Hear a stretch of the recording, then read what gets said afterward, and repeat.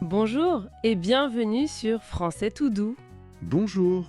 Aujourd'hui, on aborde une question vraiment centrale pour tous ceux qui apprennent le français. Comment on fait pour arrêter de traduire dans sa tête? Ah oui, le fameux réflexe de la traduction mentale. Exactement.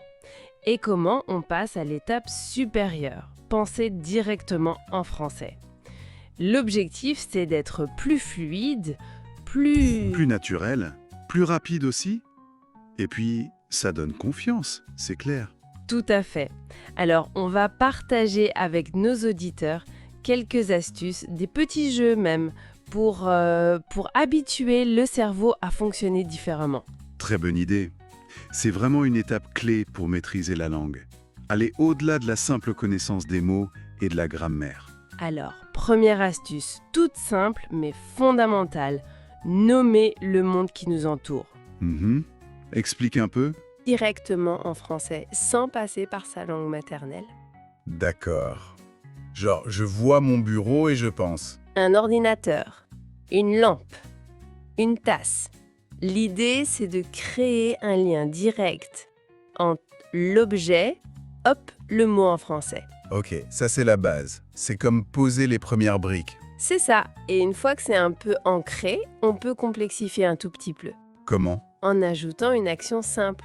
Par exemple, mentalement, on peut se dire « je m'assois sur la chaise Ah oui, d'accord. On passe de l'objet seul à une mini-phrase. Objet plus verbe simple. ». Voilà. Imagine, on est dans la cuisine, en train de préparer quelque chose.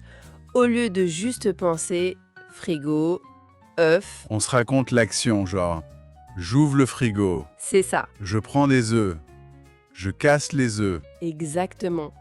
Et là, on enregistre des petites phrases complètes, des structures très simples. C'est super efficace pour commencer. D'accord, j'aime bien cette progression. Et après ça, quelle serait la deuxième étape? Alors, la deuxième astuce, c'est de devenir son propre interlocuteur en français. C'est-à-dire se parler à soi-même. Oui, exactement. Le monologue intérieur, mais en français. Ah, ça peut paraître un peu bizarre au début peut-être. Peut-être, mais c'est un terrain d'entraînement génial. Pourquoi? Parce qu'il n'y a aucun risque, aucun jugement. C'est vrai, on peut faire toutes les erreurs qu'on veut, personne n'entend. C'est un labo perso. C'est exactement ça. On peut commenter ce qu'on fait, ce qu'on pense. Par exemple, le matin, en se préparant. Donne un exemple concret.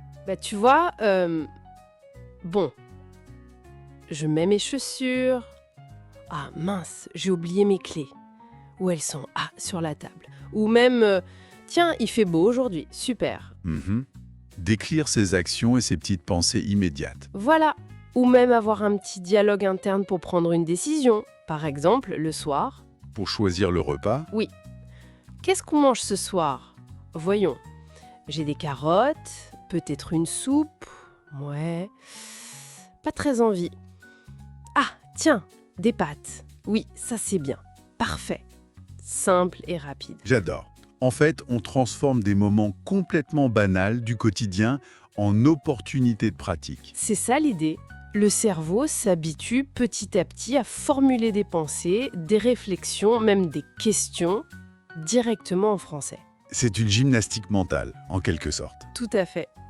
Mais bon, on sait tous que parfois, Oui, il y a un mot qui manque. Le trou, le blanc. On bloque. ah oui, ça arrive tout le temps. Ouais. C'est frustrant. Et c'est là qu'intervient notre troisième astuce, Ouais. l'art de la description. C'est-à-dire, au lieu de paniquer ou de chercher le mot pendant des heures, Exactement. On ne cherche pas le mot précis. On utilise le vocabulaire qu'on a déjà pour décrire la chose. donner des indices en fait, comme au jeu de devinette. C'est un peu ça. Par exemple, si le mot réfrigérateur ne vient pas, on peut dire quoi? La grande boîte, souvent blanche, froide, où on met la nourriture pour la garder au frais. Parfait, c'est clair, non? L'interlocuteur comprend tout de suite. Oui. Et surtout, la conversation n'est pas interrompue. On ne reste pas bloqué. Imagine, t'es dans un magasin de bricolage. Tu cherches un outil précis, mais le nom t'échappe. Le grand classique. Il peut dire au vendeur « Bonjour, je cherche le truc en métal là, qui a un manche, on l'utilise pour planter des clous. Et le vendeur va dire « Ah, un marteau !» » Exactement. Et non seulement tu obtiens ce que tu veux, mais en plus tu apprends ou tu te rappelles le mot. C'est doublement bénéfique. J'aime bien. Un autre exemple peut-être. Chez des amis. Ok. Tu veux changer de chaîne à la télé, mais télécommande, ça sort pas. Ah oui, alors on dirait, est-ce que je pourrais avoir l'objet rectangulaire, souvent noir, qui sert à changer les chaînes, à monter le son? Voilà, et l'ami répond « Tiens, la télécommande ».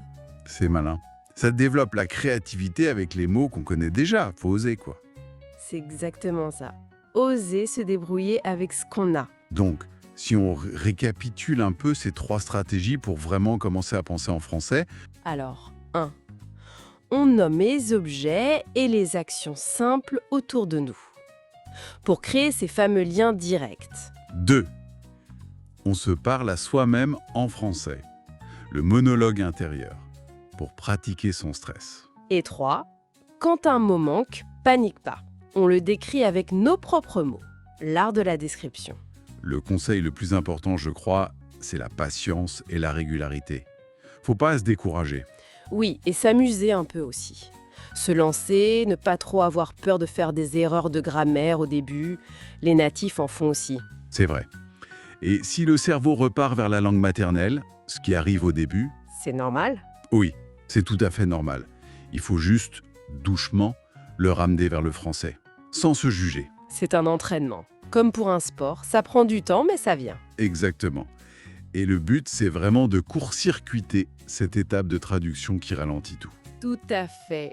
Bon, je crois qu'on a fait un bon tour d'horizon. Oui, ce sont des techniques vraiment concrètes et applicables dès maintenant. Merci beaucoup pour ces éclairages et merci à nos auditeurs pour leur écoute. Merci à vous. On espère que ces astuces vous seront utiles. N'hésitez pas à vous abonner à Français Tout Doux et surtout... Mettez en pratique. Commencez dès aujourd'hui à nommer, à vous parler, à décrire. Et la prochaine fois que vous cherchez quelque chose au supermarché, si le mot manque, vous savez quoi faire. Demandez la grande boîte froide où on met la nourriture. Ça marche toujours. C'est ça. Allez, lancez-vous. À très bientôt. Salut! À très bientôt sur Français Tout Doux.